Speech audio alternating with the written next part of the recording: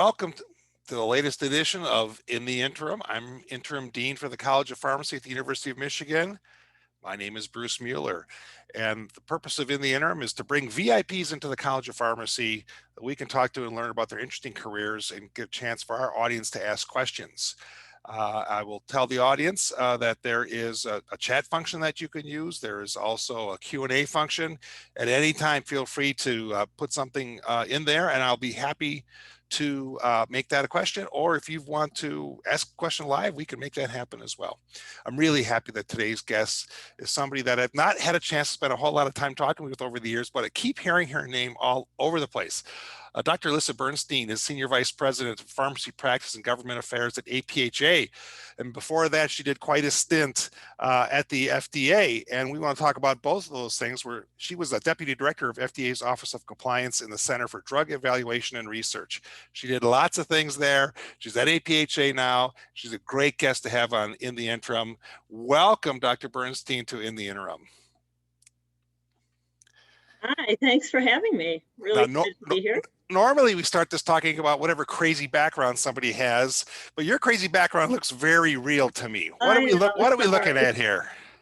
I know. I was going to start, when they said, oh, make up a background, I'm like, well, I would put something about Michigan and something about pharmacy. I'm like, but that's like my background for every video conference I have. So this is it. Though I do have my, if I can show here, my flag that waved over the US Capitol in honor of my retirement when I retired from FDA about a year and a half ago. So that's kind of cool too. But this is super what I'm cool.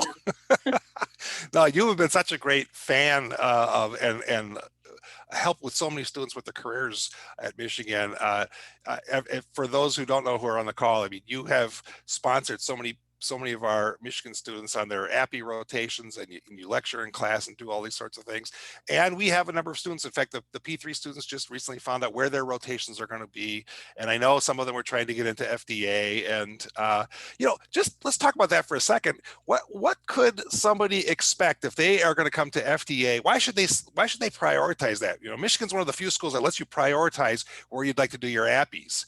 And why should they prioritize FDA? What will they learn? So FDA has an amazing APhA program for pharmacy students. At any given time, there's usually at least 15 to 25 students. So you're not the only one there. It's a very formal, informal program. So almost every day there's a lecture, because FDA has pharmacists throughout the agency, not just in drugs, but working in devices and biologics. And what's amazing is all the pharmacists throughout have lectures every day. Sometimes there's one, sometimes there's two, sometimes there's three. And so you really get to see what different roles pharmacists are taking at FDA. And then also, because it's just outside Washington, D.C., you go to Capitol Hill, you go to Supreme Court, you go to USP, ASHP, APhA. And so there's so many. It's just a really well-rounded opportunity, as well as wherever you're assigned day to day, really kind of learning. And what I always said to my students when they left is, I hope you leave here as an ambassador for FDA. Even if you don't come to work at FDA, you know about drugs, you know about the process. And when you're in your practice or talking with other students or colleagues, and someone says something bad about FDA, you can explain what it is and why it is. Well, FDA's been in the news. I don't know if you're happy that you're not there now based on all the vaccine stuff and everything else that's going on. That must be crazy, but I remember you had some crazy things going on as well while you were there. Yeah, I did over the years. I've been really fortunate to have been involved in a lot of really interesting things. I think one of the things that was most devastating, but to me, when I was FDA, a devastating thing is when there was a contamination of some methylprednisolone that a compounding pharmacy made. And that compounding pharmacy was located up in the New England area, but they sent prescription drug all throughout the country. And it was made in very non-sterile, really bad conditions. And unfortunately, a lot of people died and were permanently injured and very severely ill. And in fact, it really hit Michigan hard because a lot of patients in the Michigan area received this. And as a result, although there were legal proceedings and some people went to jail for it because it was a criminal violation of the law, it really was a wake-up call at FDA and on Congress that the laws need to be changed in order to really clamp down and ensure that if you're making a compounded drug, that it's in sterile conditions and that it's following certain rules. So it was devastating to be involved with that. But the whole investigation into it was really interesting. And then following that through, really helping change the laws to prevent that from happening in the future. I was involved in that. So that was really interesting and a fulfilling type of situation and issue that I worked on. To me, it's an example of why a pharmacist needs to be at FDA, because we learn this in school, and there's so much more training. And actually, that I didn't know that you were going to bring that one up, but that we had a lot of cases at U of M Hospital, but also for some reason St. Joe's Hospital in Ann Arbor had a bunch, and I remember the pharmacist there got involved, but also one of our P4 students did their residency, and they became the expert on this really strange and rare fungal infection that was happening. And it was their also became their residency project. They were speaking all over the country, and they were a PGY1 resident, but they had all the cases in front of them. It was quite a thing. And I seem to remember also for you, I thought we were going to bring you into campus, and then the hurricanes hit Puerto Rico, and also there was no supply of any intravenous fluids or anything else. And that was another one that was just huge. Yeah. When the hurricanes hit in Puerto Rico, it was one of the parts of the country where a lot of normal saline was manufactured and produced and distributed from.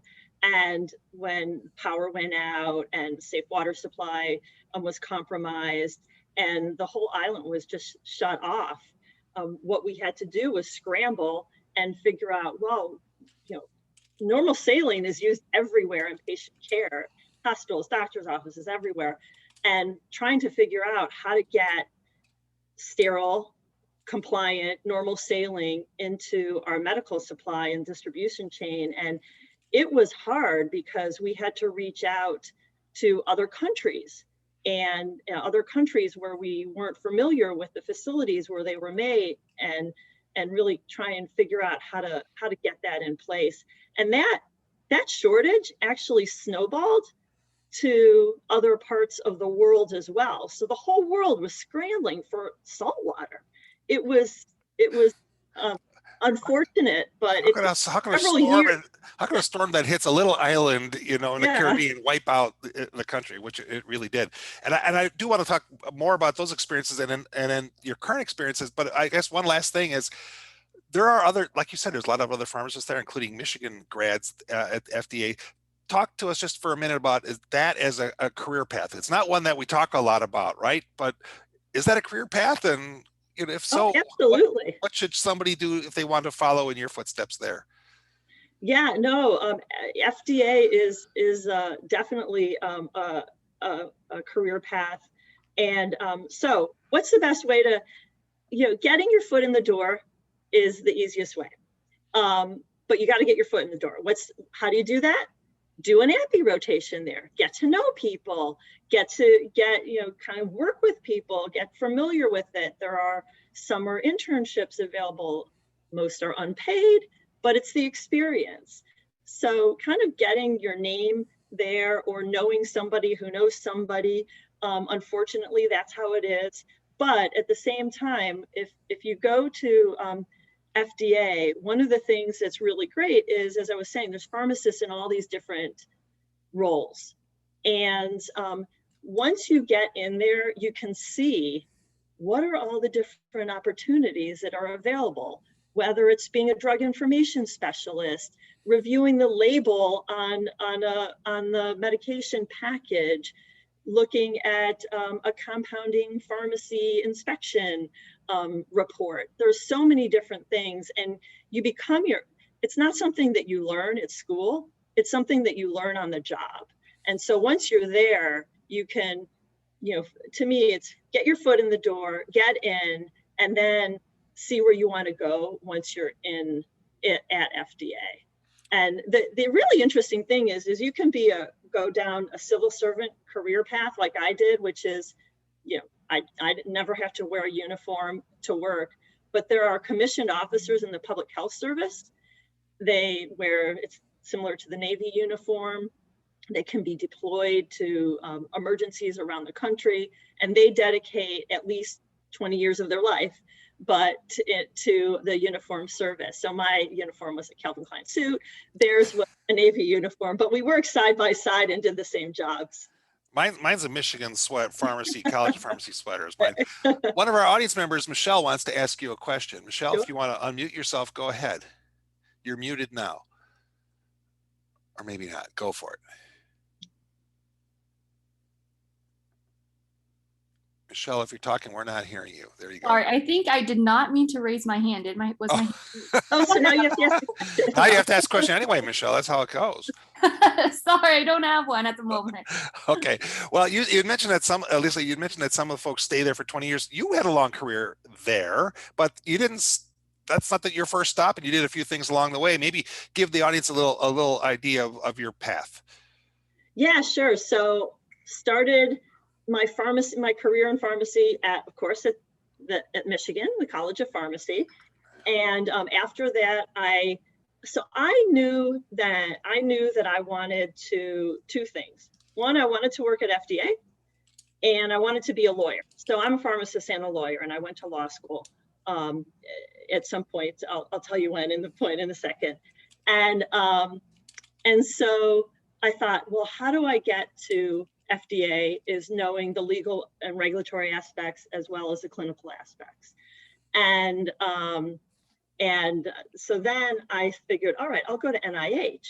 They have investigational drugs, or at least do an investigational drug residency. And I ended up at NIH for my residency. And while I was at NIH, I did a rotation at FDA because my area of specialty at NIH was clinical pharmacokinetics. And so I did a rotation at the division at FDA that reviews the pharmacokinetic aspects of new drug applications. And so they offered me a job. So that's how I got in. I was a clinical pharmacologist, clinical pharmacokineticist. Never thought that's what I would be doing. I got the worst grade of my pharmacy career. Me too. Pharmacokinetics, but it was really interesting. And I really enjoyed it because it was a way of titrating the doses for patients and really getting titrating their therapy. So that's how I got my foot in the door at FDA. And then I started going to law school at night and working during the day. And I ended up moving to the commissioner's office and worked in policy for 19 years at FDA in the commissioner's office, just writing policies, drafting policies, leading policies related to the regulation of drugs. And then the last 10 years at FDA, I was there for 31 years. I ended up as the deputy director of the Office of Compliance, and we were responsible for ensuring that anything that touches a drug, any person that touches a drug is following the law, whether it's a clinical investigator, a manufacturer, a distributor, a pharmacist, whether the drug is counterfeit or unapproved, all different things. And that our role was making sure people were compliant and taking action if they weren't. So that's how I was able to use different skills. Well, that sets you up perfectly then to come to APhA. I mean, you're leading the strategies related to pharmacy practice and professional affairs and advocacy, government affairs. So it looks like that's a pretty natural fit for you. Yeah, I always said that. So I was at FDA for 31 years, and I could have stayed for another 10 years. Loved it, loved my job. But I always said that, well, there would be two jobs I'd want if I ever left. One is the job that I got now, and then the other job is your job. Dean of the College of Pharmacy. Dr. Ascione. I don't know. It's nothing but a party, let me tell you. You stay in your house, it's just like this all the time. Well, so that's what I wanted. But then when I saw what Dr. Asciani did and what you're doing and Dr. Alton. I'm like, all right, I have no training to do that. let me focus on APhA, and I ended up here. And so what are you doing there? So here as Senior Vice President for Pharmacy Practice and Government Affairs, I've got two very distinct teams that overlap a lot. And one group is focused on regulatory policy, legislative policy related to pharmacists, helping move the profession of pharmacy forward, whether it's working with FDA, CMS, Congress, states. So they focus on all of those regulations and laws. Then I have another group of a bunch of seven pharmacists, and what they do is create resources, best practices, standards, and work on coalitions to provide tools for pharmacists to do their job better and to move the profession forward. And so they really interact. The two teams interact because what the pharmacy practice folks do is support the government affairs in order to create the information and materials to advocate on behalf of the profession. And it's a really two-way street. So it's really great to work with in all this kind of areas and use my pharmacy side of the brain and my legal side of the brain. Well, I'm glad you said that, because I want to share, the audience know you really are a pharmacist. And yes. Here you are. You want to tell us what this is a photo of? Yes, this was actually just from last week that you took it from my Facebook page. Maybe. So when now for the students, it's probably part of the curriculum to take the immunization certification training. It is. I went to pharmacy school way back when it wasn't even a thing.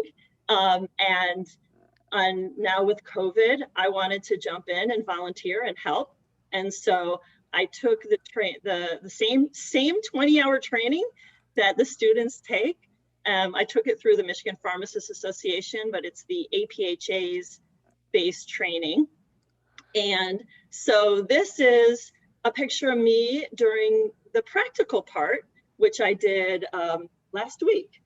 And it's my friend who I actually met through pharmacy 30 some years ago. She was a student and I was a student, and we were at an APhA meeting as students, and we just met each other and we're best friends to this day. But she let me give her 4 injections. You're only supposed to do. That's a good friend. We were only supposed to do 3, but I failed on the first one because I didn't do the safety on the syringe, activate the safety on the syringe. So they made me do it again.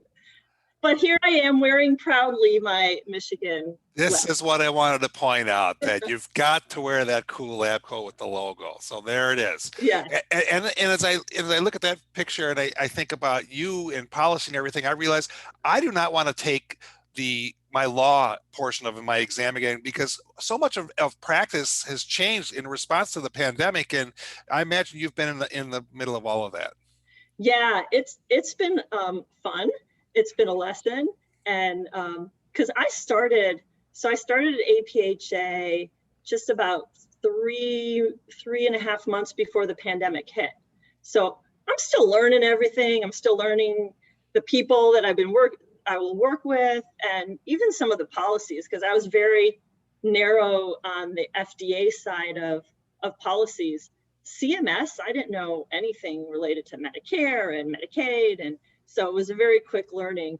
But when COVID hit, and pharmacy and pharmacists were right smack in the middle of it, of where patients were coming for care, and because 90% of Americans live within 5 miles of a pharmacy, pharmacists and pharmacies became more important as a provider of care, of accessible care.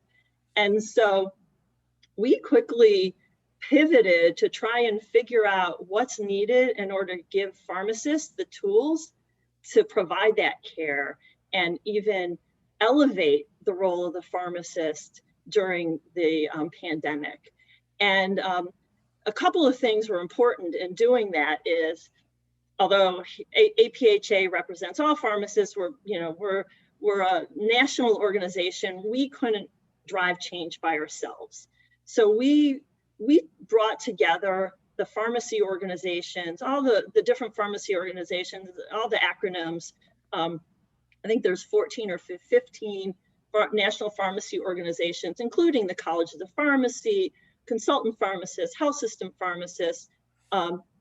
And we decided we were going to drive change in policy together and collaborate and partner. And it made such a difference, because the strength in numbers of pharmacy, in order to really elevate not just all the pharmacists in the different practices, but we could get our patients to advocate for us as well. And it was really helpful. And so during the pandemic, pharmacists, we've been trying to increase the scope of practice and get provider status and be recognized in Medicare Part B. Well, there was a law, a little sleepy law, that is really only activated when there's an emergency.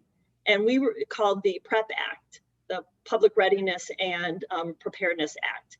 And we were able to capitalize on that so that the government, HHS, could use that to give pharmacists the authority across the United States to immunize, to test, to step in for childhood vaccines, because parents weren't taking their kids to the doctors, and really using that to our advantage. So fortunately, we've got all these great tools, and pharmacists have been able to jump in and be accessible. But a lot of these authorities are only good until the end of the pandemic. And so now really we're pivoting a little bit, because we still need to focus on the now, but we're pivoting for the future to try and figure out, well, look, we're front and center. Let's capitalize on this, and let's use these. I mean, so that's president, really, what I'm doing now. The president was on TV today, and he had said, I had promised 100 million doses in arms in our first 100 days, but we might make it to 200 million. I know it's an amazing thing, and it's pharmacists that are doing it. But that was my question for you: is what's going to stick? Because all these emergency orders went into place, and they were changing very rapidly at the state level as well. But what do you, in your crystal ball, what's going to stick? How will pharmacy practice change as a result of this in a good way? Maybe in a bad way too. So, no, I can only think of it in a good way. That's the eternal optimist. What we learned here is that you can't just flip a switch and turn things on. You can't flip a switch and have pharmacies in the United States testing or immunizing. It takes time. And so what we're advocating for, we're moving toward, is embedding these authorities into our public health infrastructure, and really saying this is important to have: test, treat, immunize, administer, and give pharmacists that ability all the time, so that in certain not for everything, but for certain diseases, because I don't think that they'll give us for everything, but really just to have that infrastructure ready, so when the next disaster or pandemic or emergency happens. And then there are some of these things that you really only need them when there's a pandemic. So, but we're focusing on looking at what do we bake into our public health infrastructure in order to keep it. And so that's really, that's my focus of today, of making that happen. And I think it has to happen at the federal level, the state level, and together.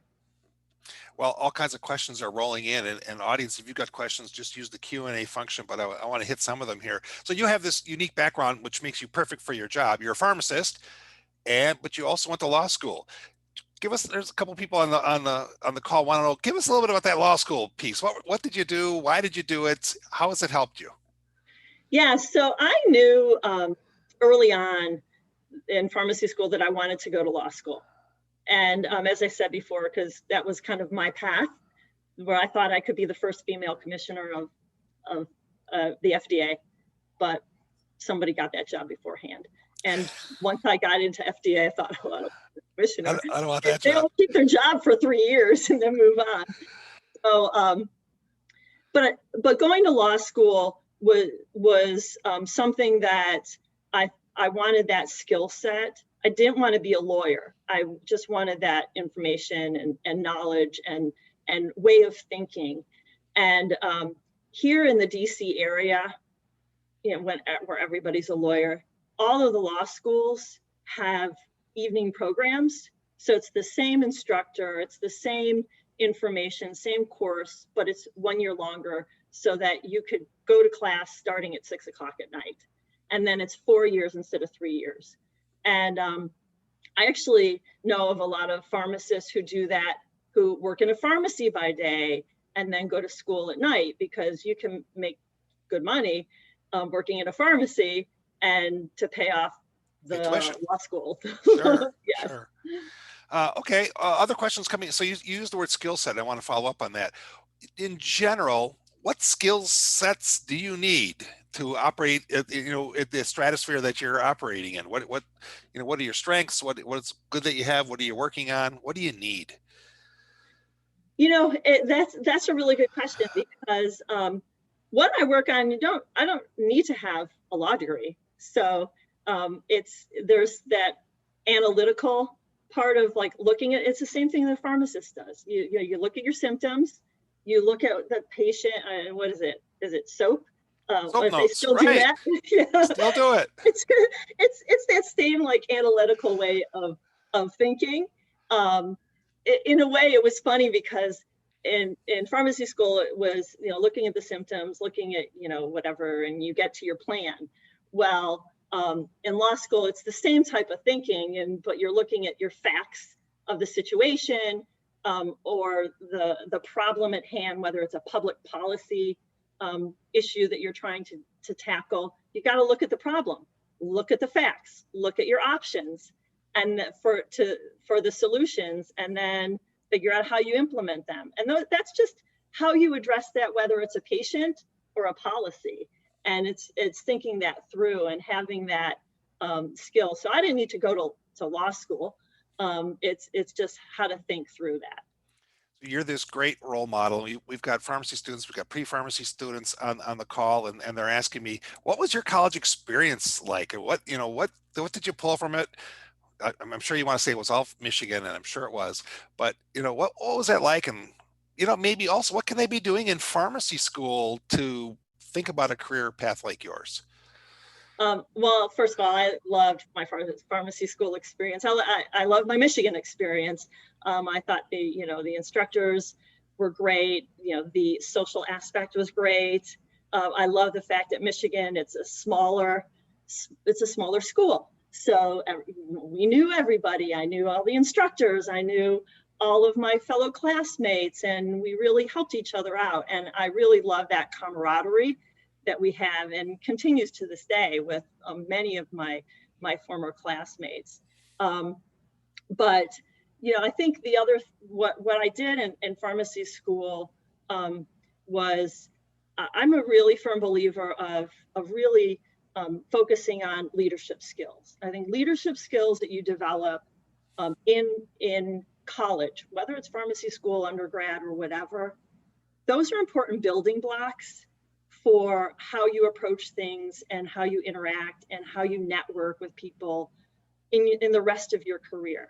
And so at pharmacies in Michigan, I was very active in ASP and in APhA on the regional level, and on the national level. I was actually a representative, a delegate on the national committee. At pharmacy school, I was the representative to the Michigan Student Assembly from PSGC, if it's still called that, I think. Still call that. Yep.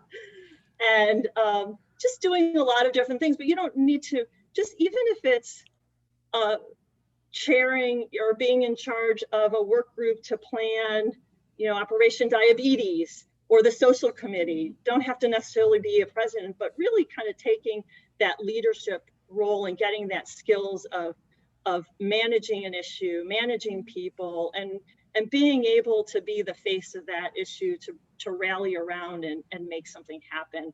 And that just carries on for the rest of your career in so many different ways along the way.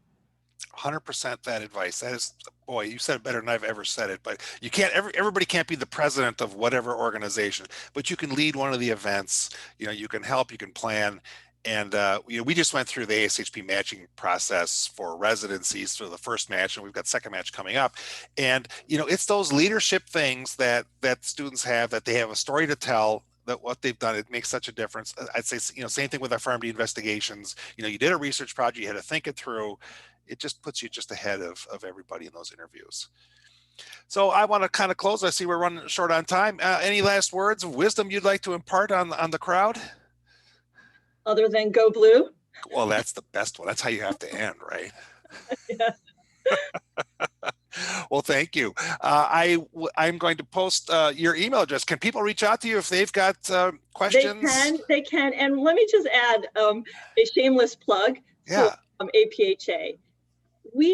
The reason I love coming to work here is we are right on the National Mall.